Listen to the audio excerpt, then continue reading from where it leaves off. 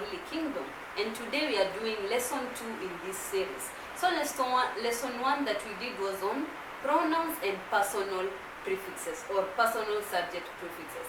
We did that during lesson 1. If you have not seen that video already, you can go back to the channel Swahili Kingdom and check that video, or you can click the video that it will be suggested here. Click that video and go watch it, okay, so that we can go together.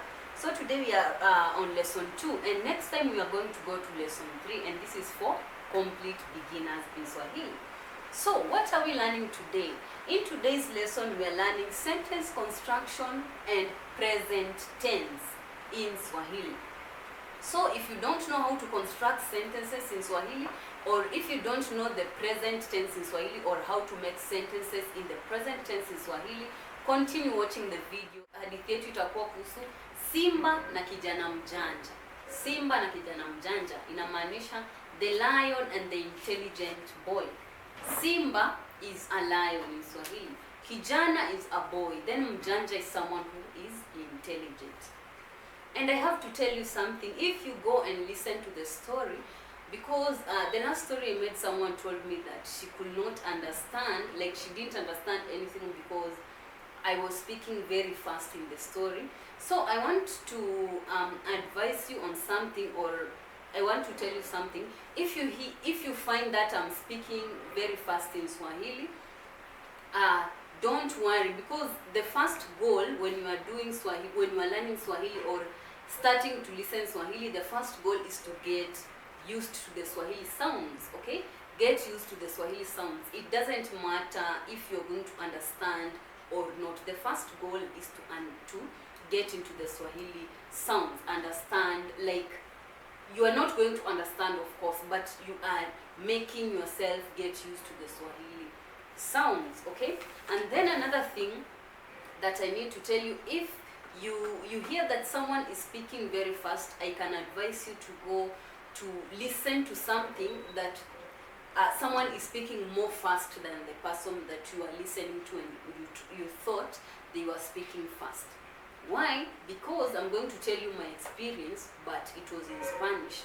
Learning Spanish, like on the listening skills, when I started listening to Spanish, I found that they were speaking very fast and I couldn't understand. Like if I go to watch a show, or if I go to watch a teacher and I find that they're speaking Spanish, I'm like, I don't want to, because they are speaking fast. But I had someone saying about this method and I went ahead and tried it. So I downloaded Spanish podcasts or Spanish interviews with celebrities, and they were speaking very, very, very fast. So I used to listen to those podcasts. They were different, about like 12. I used to listen to them every day for a whole month. For 1 month I couldn't understand anything because of the speed, because of the new words. Like I was getting things all over. But after 1 month, like I could understand. I started understanding everything, the way they're speaking fast, and I was amazed. Because even when I could go on YouTube and start watching teachers that are speaking Spanish, actually I found that they were speaking very much slower. That I was like, but why are they speaking like this? Spanish natives are speaking faster than this one. But I'm not saying that those people who are teaching by speaking slower is bad. Actually, it's a very good method. When you want to start, you can start by listening slowly, like listening slowly, and then as you advance. Or you can start as me. I usually start by listening the fast things. I don't go to the slow, but I can go to the slow sometimes, but I start with the fast thing. I focus on the fast spoken thing because I know that is how native speakers speak. But I'm not saying those who are speaking slowly for students, it's a bad thing. I'm not saying that. I'm not against that, okay? Okay, so let's start our lesson. So today we are going to learn about sentence construction with the present tense. When you want to construct a sentence in Swahili, it must have a subject or a personal subject prefix plus the tense marker plus the verb. For example, if I want to say I am speaking, I will say ninaongea.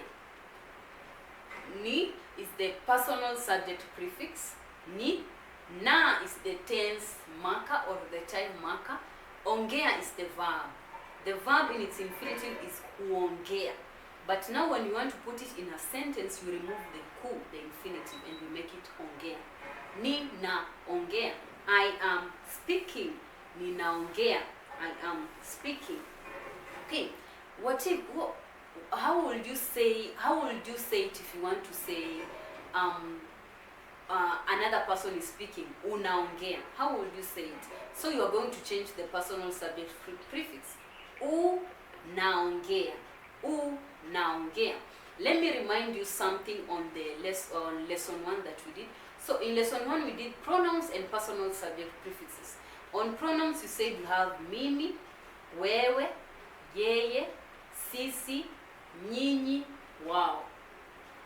And on the personal subject prefixes we said you had mimi, ni, wewe, u, yeye, a, sisi, tu, nyinyi, wao, wa.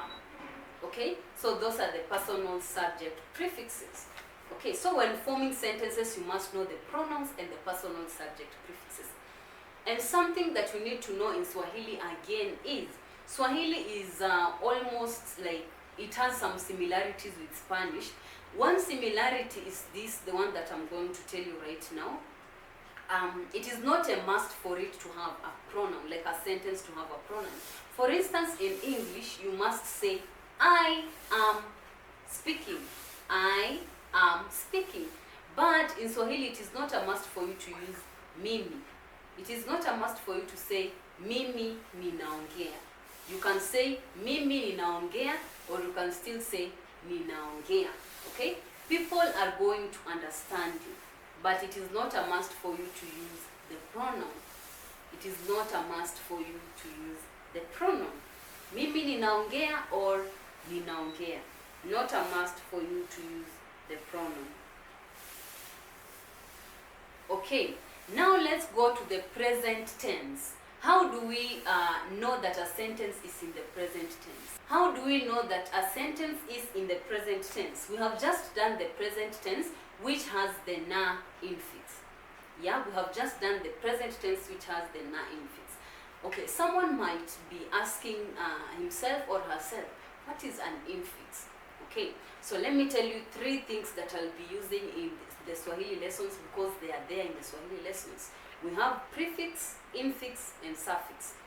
Prefix is the one that is put, a word or a letter that is put in front of other ones. For example, you have ni naongea. So ni is the prefix. Ni naongea. Personal subject prefix. Ni is the prefix. Na is an infix. Why? It is put in between. Ni na ongea. Ni na ongea. So na is the infix. Okay, and it is showing time. Then we have the suffix. Suffix is put at the end of let's say a phrase, at the end of a phrase, or at the end of a verb, or at the end of a noun. For instance, we have this common Swahili suffix, which is called suffix ni. Suffix ni, you are going to learn about that much later. More uses on that much later. But when you attach suffix ni in on a noun in Swahili, it becomes like it has a preposition automatically. For example, shule in Swahili is a school, but when you say shuleni, it means at a school. Shule is a school, shuleni is at a school or at the school. That is the suffix ni, prepositional suffix ni. You're going to learn more about that as we continue. Okay, so I was talking about the present tense. The infix that shows the present tense or the present tense marker is na. Ni na ongea, I am speaking. Na, it is an infix put between the personal subject pronoun and the verb. Ni is the personal subject pronoun, prefix I mean, then ongea is the verb, speak. Then na is in the middle, which shows time. Okay, I hope you have understood the lesson up to there. If you have not understood anything, comment down below, ask the question down below, and we are going to reply.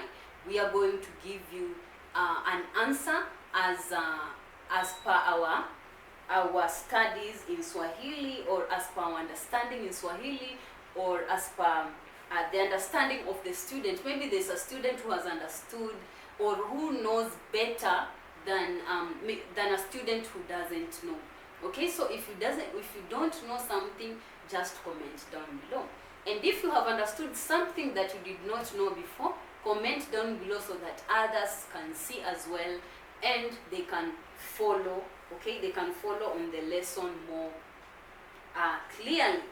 Okay, now we are going to our hadithi. Hadithi is a story, so I'm using this format. If I tell you hadithi hadithi, it means story story. Say hadithi njo, story come. That is what they used to tell us when we were younger, and when they were telling us stories, they used to say hadithi hadithi, and then we say hadithi njo. Okay, so that is what we are going to do here. So hadithi hadithi, hadithi njo. Let's do it again. Hadithi hadithi, hadithi njo. Very good. My story for today is kijana mjanja na simba. Hadithi yangu ya leo ni kuhusu kijana mjanja na simba. Kijana mjanja na simba. Hapo zamani za kale paliondokea kijana mjanja sana aliyekuwa anaitwa Bakari.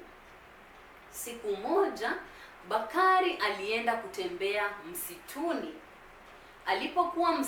Alipokuwa akitembea msituni, aliona simba. Na huyo simba alikuwa anahisi njaa. Bakari aliona simba ambaye alikuwa anahisi njaa. Bakari angefanya nini? Kama wewe ungekuwa Bakari, ungefanya nini? Sasa Bakari, kwa sababu yeye ni mjanja, alikimbia kwa mti ambao ulikuwa karibu, akapanda mpaka juu. Alikimbia mpaka kwa mti ambao ulikuwa karibu, akapanda mpaka juu. Bahati mbaya, simba alimuona Bakari. Simba alipomuona Bakari, alikimbia mbio mpaka kwa huo mti, lakini alishindwa kupanda mti. Alijaribu kupanda, akajaribu, lakini hakuweza kupanda mti. Sasa Bakari alikuwa tuko juu, ameogopa, anajua leo simba atanikula. Leo simba atanikula. Lakini simba hakuweza kupanda mti. Halafu bahati nzuri, simba aliona swara aliyekuwa anapita. Swara, you can say swara, you can say pa or swala. That is an antelope. Swara, swala or pa. Simba aliona swara ambaye alikuwa anapita. Simba alikimbia, akakimbia, akamshika swara, akamkula. Naye Baraka venye aliona simba ameenda, alishuka mti, akakimbia mbio mpaka nyumbani kwao. Sasa tunaona Bakari yuko salama, ameenda kwao. Simba naye pia amepata chakula chake, amekula, akashiba. Kila mtu amefaidika, si ndio? Bakari amefaidika, amefika nyumbani salama, simba hajamkula. Naye simba amefaidika, amepata chakula chake, amekula, ameshiba, siku yake imekuwa nzuri. Si ndio? Katika hii hadithi unajifunza nini? I hope you have understood something from this story. Okay, if you have not understood, I hope that the sound of the Swahili sound has helped you, or the Swahili sound has helped you in understanding more Swahili, like understanding the Swahili vowels, the Swahili pronunciation, and so forth. Okay, you can also check the subtitles that are written there if you did not understand. Okay, next time when you come to listen to it again, remember to check the subtitles. And don't forget to like, share, and subscribe for you to get more lessons from Swahili Kingdom, especially from this series. Okay, we have a lot more videos that are coming for beginners who are advancing. So we'll be uploading videos every week, 3 videos per week, where we are going to do one full video, another one that has a video that I'm only speaking in Swahili but it has subtitles, and another one that is only a short for you to get some small stuff. Okay, 3 videos every week for you to learn Swahili. Okay, tuonane tena katika video nyingine. Let's see each other in another video. Kwaheri.